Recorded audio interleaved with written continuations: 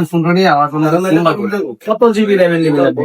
এই display resolution ভালো 864 ভিতরে বা 828 8 256 হবে ডিসপ্লে ফিঙ্গার। ওয়াও হ্যাঁ ভাই এটাই খুঁজছিলাম ইউজ করে কারণ এটা জি জি জি আর এটা ডিসপ্লে ফিঙ্গার, আপনি নেটের চালানো পারবেন। এখন আপনি এটা এক্সচেঞ্জ করবেন, এই তো? জি ঠিক আছে, এটা কয় জিবি র্যাম?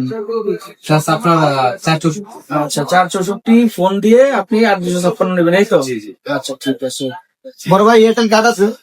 না, হ্যাঁ